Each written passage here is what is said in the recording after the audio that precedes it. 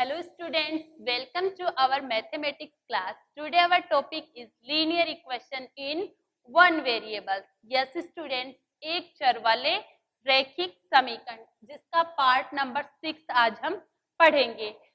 पहली word problem है आपके पास स्टूडेंट्स, एक परिमेय संख्या को 5/2 से गुणा कर 2/3 जोड़ने पर माइनस 1/12 प्राप्त होता है।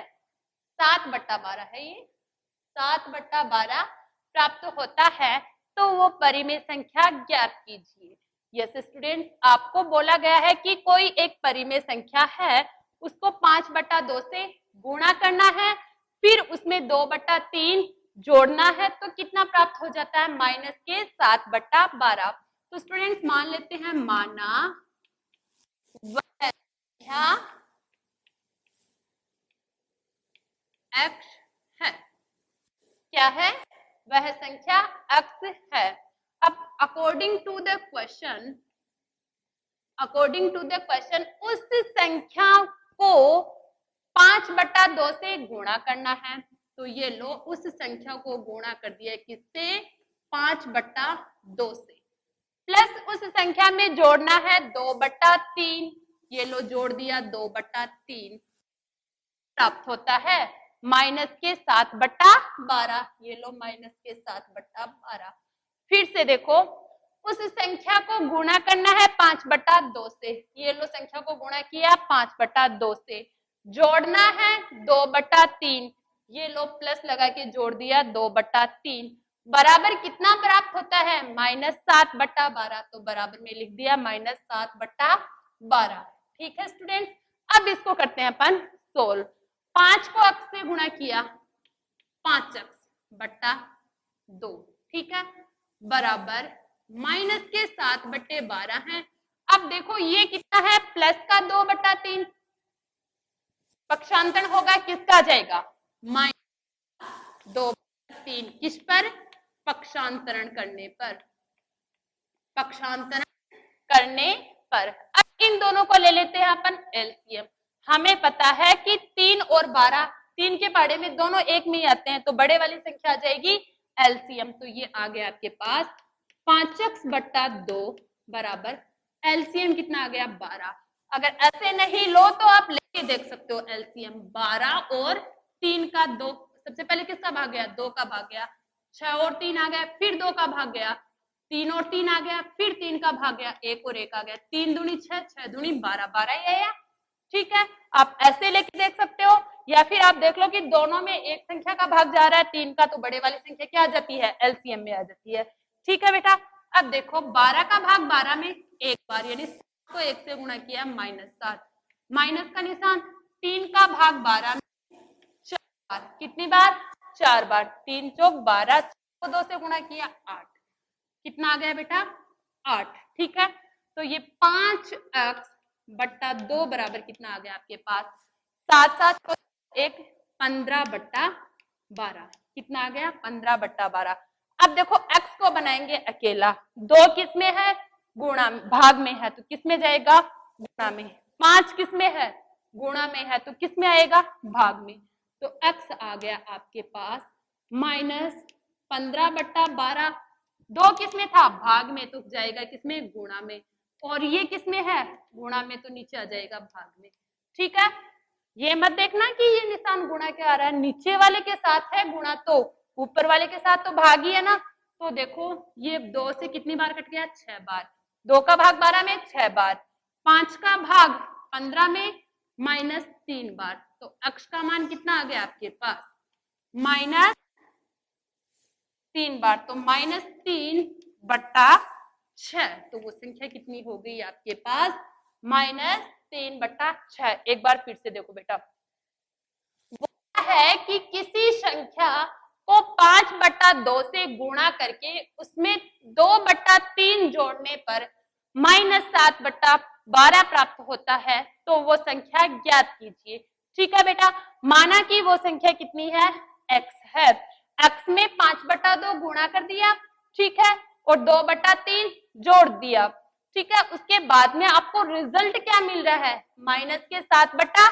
12, तो 5/2 को अक्स से गुणा किया, 5/2 अक्स, माइनस के 7/12 है, ये इधर जाएगा तो किसके हो जाएगा, ये प्लस का है तो इधर जाएगा पक्षांतरण होने पर माइनस का, देखो ये प्लस का है पक्षांतरण होने पर किसका हो जाएगा, माइनस का, तो -2/3, 12 और 3 का लघुत्तम आ गया 12, 12 में 12 का भाग एक बार, एक को 7 से गुणा किया -7, माइनस का निशान, 3 में 3 का भाग 12 में कितनी बार गया, 4 बार, 4 को 2 से गुणा किया 8, 8 और 7 हो गए -15/12, 5x/2 के बराबर में चल रहा है, 2 है भाग में ऊपर चला गया गुणा में, 5 है गुणा में नीचे आ गया भाग में, 5 से 15 कितनी बार कट गया, 3 बार, 2 से 6 कितनी 12 बार, 12 कितनी बार कट गया, 6 बार, तो x का मान आ गया आपके पास -3/6। ये क्वेश्चन नंबर आपका फर्स्ट कंप्लीट हो गया है।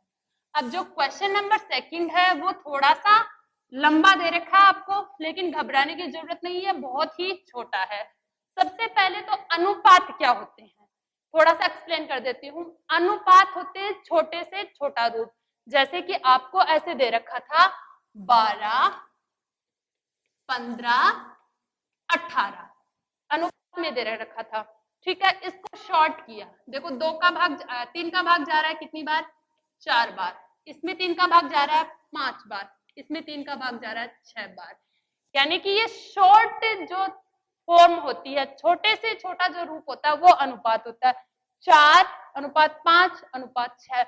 अब देखो किसी एक नंबर का इनमें भाग तीनों में नहीं जा रहा, तो ये क्या हो गया अनुपात 4:5:6।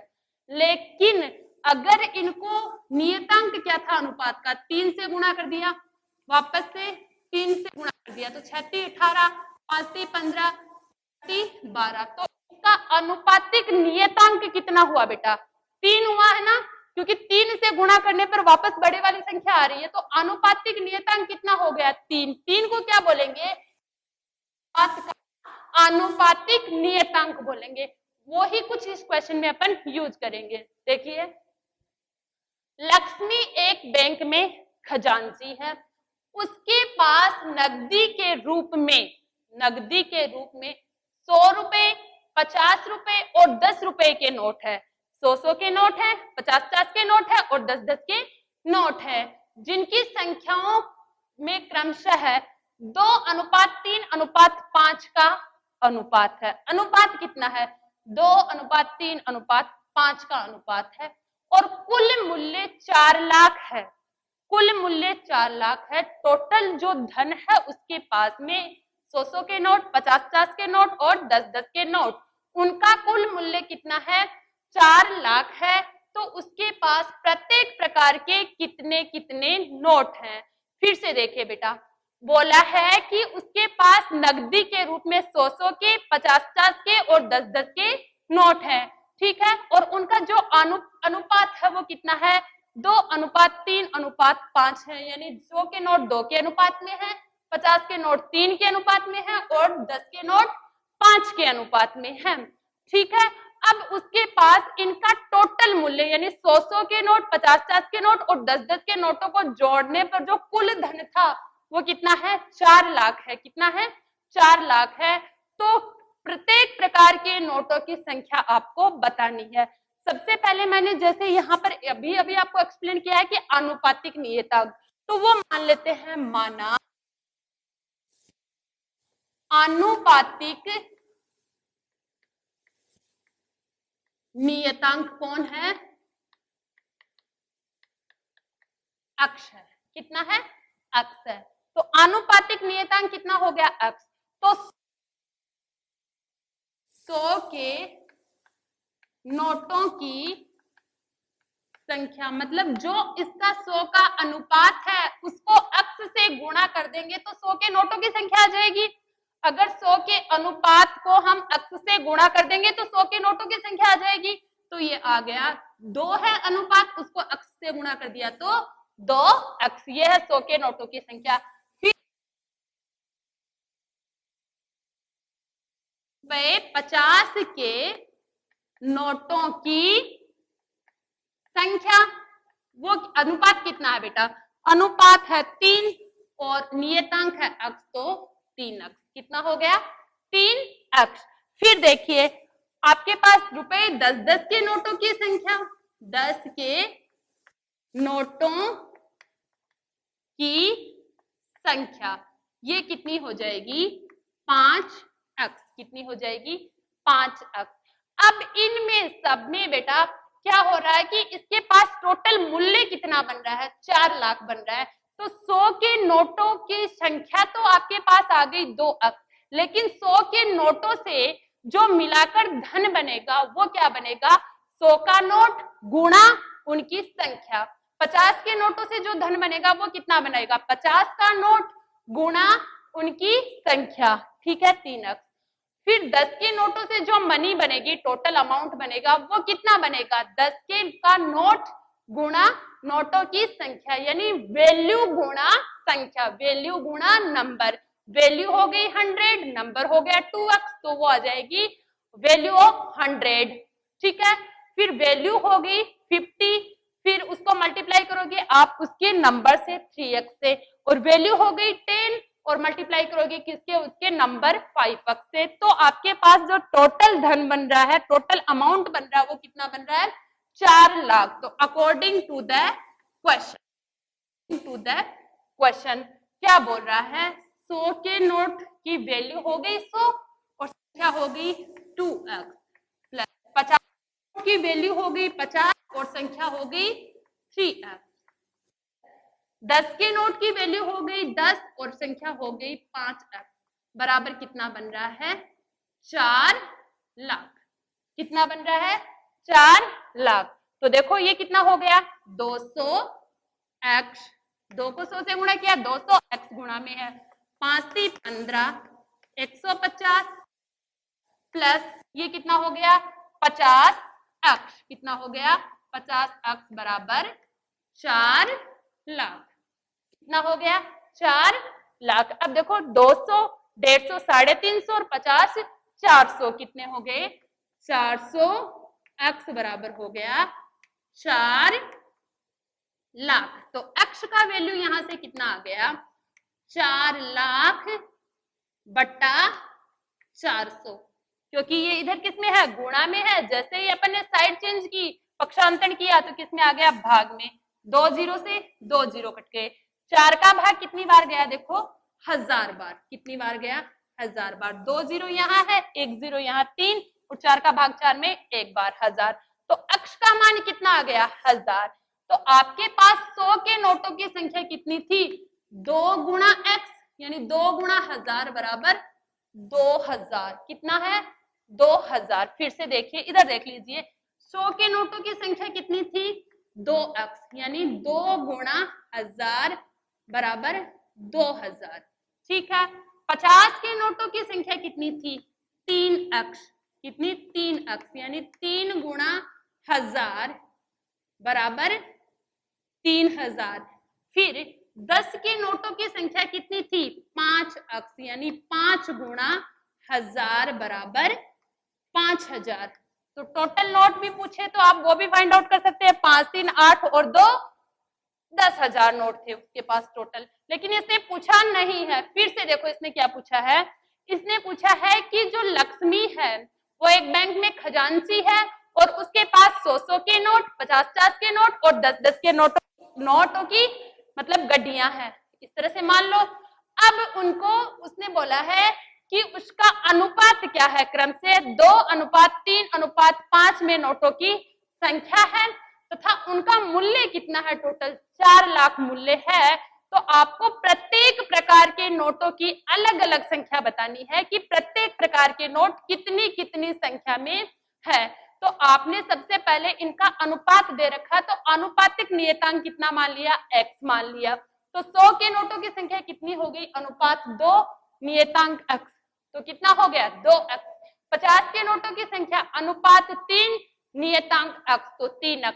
10 के नोटों की संख्या अनुपात 5 नियतांक x, तो 5x। ठीक है। अब ये बोल रहा है कि इनका मूल्य कितना है?